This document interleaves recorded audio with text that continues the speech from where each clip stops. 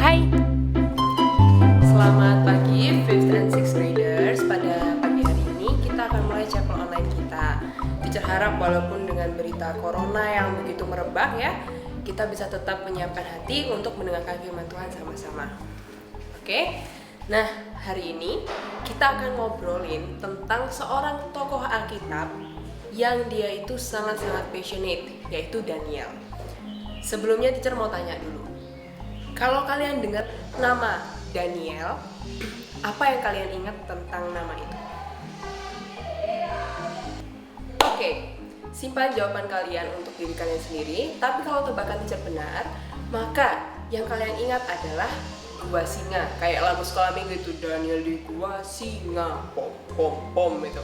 Nah, memang tokoh ini tuh terkenal banget dalam kisahnya yang selamat di gua singa. Tapi ternyata kehidupan Daniel itu jauh lebih dalam dari sekedar pernah masuk gua singa, selamat udah gitu. Ternyata lebih dalam dari itu. Nah, sebelum kita bahas tentang si Daniel ini, kita bahas dulu passionate itu apa sih?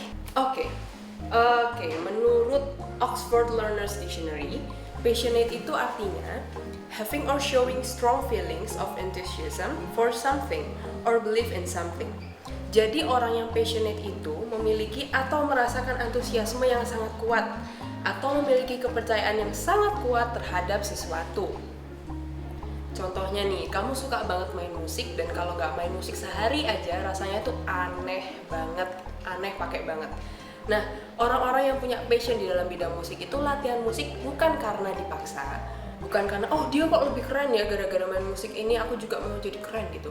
No, tapi alasan dia benar-benar bermain musik, berlatih setiap hari itu karena dia suka banget sama musik. Karena musik adalah hal yang sangat penting buat kamu, maka kamu nggak perlu disuruh-suruh, kamu memberikan waktu juga energi kamu untuk musik. Nah, udah paham tentang passionate? Sekarang, kalau gitu teacher, yang namanya Daniel itu passionate-nya di sebelah mananya gitu? Emangnya dia suka banget sama singa sampai dia terus-terusan di gua singa? No, ceritanya nggak gitu kan, kita semua tahu. Jadi passionate-nya dia itu di bidang apa? Kalau kalian buka Alkitab kalian di pasal 1, kalian bisa lihat bahwa ceritanya pada saat itu Raja Babel yang namanya Nebukadnezar itu lagi datang ke Yerusalem dan dia mengepung di sana. Kayak istilahnya kalau orang Indonesia dulu tuh dijajah gitu, dijajah. Dan apa sih yang dia lakukan gitu, apa yang terjadi?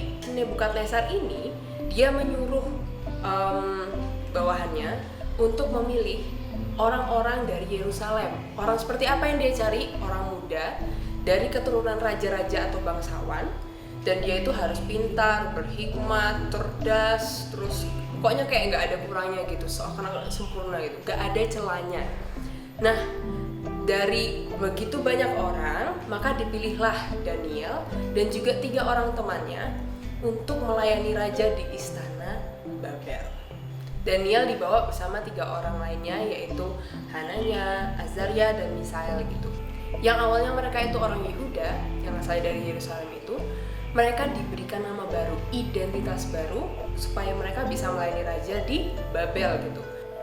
Nah, bisa kalian lihat di tabel yang teacher berikan itu, nama mereka yang awalnya itu artinya memuliakan nama Allah, nama Tuhan. Di situ diganti menjadi nama-nama yang tentang dewa-dewa dari Babel, kayak dewa bulan dan lain-lain gitu. Meskipun begitu, mereka berusaha untuk tetap hidup di dalam Tuhan gitu. Bukti pertama adalah ketika mereka dilatih di istana raja, mereka disuruh memakan makanan dan minuman yang sama seperti Raja Babel gitu, yaitu si Nebukadnezar. Tapi mereka menolak. Loh, kenapa ditolak teacher? Itu kan cuma makanan aja, cuma minuman gitu.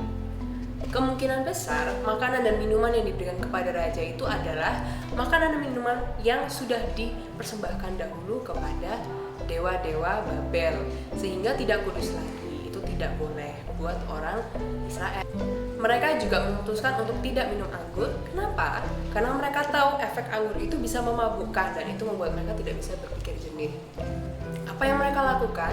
Mereka bilang, kita makan sayur aja deh. Dan ternyata terbukti ketika mereka benar-benar menjaga hidup mereka, passionate untuk menjaga hidup, menjaga hubungan dengan Tuhan, mereka diberkati Tuhan. Toh mereka nggak kenapa-napa, tidak kalah sehat dengan orang-orang lainnya gitu. Nah, yang namanya passionate itu nggak cuma 1-2 hari aja. Cuma hari ini aku bisa passionate terhadap Tuhan gitu, besoknya aku lupa, ketika menghadapi masalah aku lupa. No, tapi passionate ini benar-benar konsisten. Apapun yang dilakukan, apapun yang dihadapi, itu tetap memegang teguh. Contohnya apa? Kalian bisa lihat di pasal selanjutnya nih. Di pasal 2 itu ceritanya Raja Nebukadnezar ini bermimpi gitu. Terus dia tuh galau, gelisah. Aduh, arti mimpinya nih apa? Nah, bayangin si Raja Nebukadnezar ini dia mimpi, terus dia minta orang-orang bijak itu untuk tebak mimpinya dia apa. Jadi dia nggak mau ngasih tahu aku mimpi ini, tolong artikan, no. Dia suruh mereka tebak, plus artinya apa. Seperti yang bisa kalian tebak, tidak ada yang bisa. Sehingga raja itu marah gitu ya, dia marah, murka. Terus dia bilang, udah, habisi semuanya, bunuh semua orang-orang bijaksana itu. Daniel dengar tentang hal ini, dan ini kan artinya nyawa dia dan 3 orang temannya itu juga terancam. Dia datang kepada raja dan bilang, Raja tolong kasih waktu gitu. Akhirnya raja kasih dia waktu, dia kembali ke tempatnya dia dan dia cerita sama 3 orang temannya ini. Mereka berdoa memohon kepada Tuhan, dan apa yang terjadi? Tuhan memberikan jawaban kepada Daniel gitu. Daniel tahu mimpinya si raja itu apa, dia juga tahu maknanya apa. Daniel pun menjadi orang yang sangat dipercaya oleh raja gitu. Nanti mimpinya apa, maknanya apa, kalian baca sendiri di Daniel pasal 2 gitu ya. Nah, ternyata nggak cuma di pasal 2 gitu. Ketika selanjutnya di pasal 4 kalian lihat si Nebukadnezar mimpi lagi. Dia gelisah, yang dia panggil Daniel.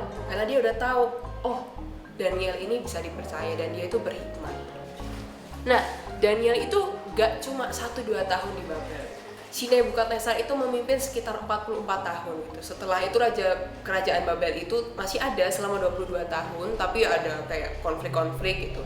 Sampai akhirnya rajanya ganti jadi Raja Belshazzar. Jadi bayangin si Daniel ini sudah melayani di kerajaan Babel selama berpuluh-puluh tahun gitu, lama banget. Hampir seumur hidup lah ya, bisa dilihat gitu. Bayangin kamu masuk ke dalam suatu negara itu sudah waktu kamu masih muda, anggaplah remaja gitu. Terus kamu melayani sampai berpuluh-puluh tahun gitu, sampai rajanya ganti. Nah, Raja Belshazzar ini berlaku tidak sopan kepada Tuhan gitu. Dia meminta untuk, ayo sini bawain alat-alat makan, perkakas-perkakas bait Allah yang dulu dibawa Nebukadnezar itu ya, dari emas, yang dari perak gitu, bawa ke sini kita pakai makan. Yang seharusnya dipakai di bait Allah digunakan untuk makan-makan. Gak cuma sekedar makan-makan, mereka makan sambil memuji dewa-dewa mereka. Nah, ini tindakan penghinaan terhadap Allah gitu. Apa yang terjadi? Belshazzar ini tiba-tiba melihat gitu tangan. Kalian bayangin tiba-tiba muncul tangan gitu ya. Muncul tangan, terus nulis-nulis di dinding. Tangan tok gitu. Tangan tok. Ngeliat orang tiba-tiba muncul aja kan kaget gitu. Atau jangan-jangan dia setan ya atau apa. Ini dia kaget dan ketakutan. Karena tangan itu menulis di dinding menggunakan bahasa yang dia nggak tahu gitu. Apa itu?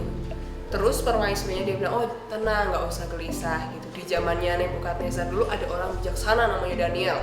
Dia itu terkenal bisa ngertiin mimpi dan lain-lain. Dipanggillah Daniel dan Daniel pun bisa mengartikan tulisan itu. Intinya ada si Belshazzar ini hidup dengan sangat tidak berkenan di hadapan Tuhan gitu, parah banget. Dan pada malam itu Belshazzar meninggal dunia. Nah, kalian sudah lihat dia itu benar-benar passionate ya, dan itu nggak cuma 1-2 tahun, tapi lama waktunya sampai udah ganti masa pemerintahan gitu, rajanya udah ganti.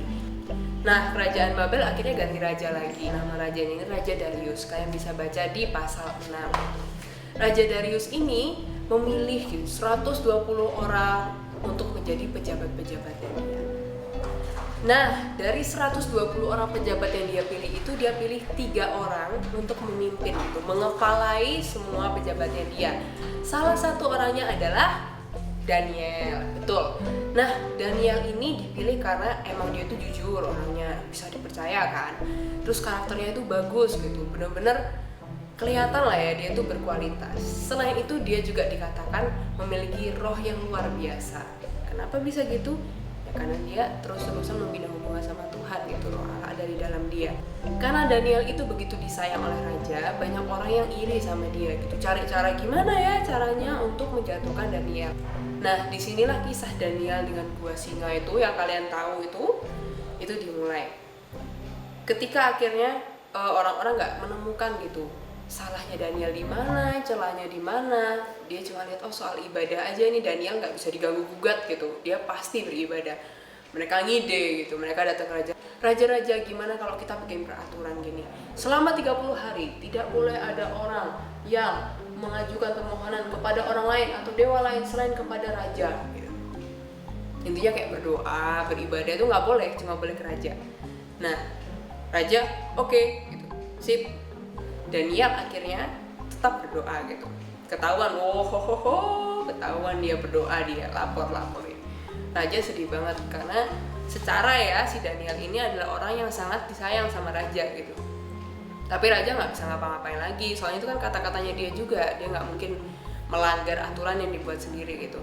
Akhirnya Daniel dijeblosin ke dalam gua singa gitu. Guanya itu seperti lubang di bawah tanah, terus lubangnya itu permukaan atasnya ditutup pakai batu yang lebar gitu. Nah si raja ini gak bisa tidur semalaman, dia galau soalnya sayang banget sama Daniel gitu. Tapi ternyata besoknya Daniel tetap selamat gitu. Seperti biasa yang dia lakukan adalah dia cuma berdoa sama Tuhan gitu. Nah dari kisah ini kita bisa lihat ya betapa passionate-nya Daniel dalam membangun hubungan sama Tuhan, dalam beribadah, dalam melaksanakan setiap firman yang Tuhan berikan. Nah si Daniel ini dia melakukan bagiannya dengan baik gitu. Dia ada dalam masalah yang begitu besar ya. Kamu bayangin kamu dijajah terus disuruh melayani negara yang jajah kamu. Habis itu banyak orang yang benci kamu dan kamu sudah hampir mati dan kamu gak bisa ngapa-ngapain lagi karena itu situasi yang sangat menyulitkan kamu, itu di luar kontrol kamu kan.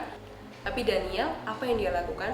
Dia serahkan semuanya sama Tuhan karena dia percaya kalau Tuhan itu Allah yang memelihara dia. Dan ternyata Tuhan gak cuma buktiin sama dia kalau misalnya oke, aku setia sama kamu, aku pelihara kamu. Gak cuma itu, tapi orang lain pun melihat bahwa Allahnya Daniel, Tuhan yang kita sembah juga, itu adalah Tuhan yang berkuasa. Bahwa Allahnya Daniel itu adalah Allah yang hidup dan di atas semua dewa-dewa. Raja Nebukadnezar, terus si Raja Darius ini juga. Itu nanti kalau kalian baca di Alkitab, mereka memuliakan, wah Allahnya Daniel ini luar biasa ternyata ya. Oke, jadi itu garis besar dari kisahnya Daniel. Itu Daniel pasal 1 sampai pasal 6 dia ceritain garis besarnya di situ gitu. Apa yang bisa kita pelajari dari kisah Daniel ini?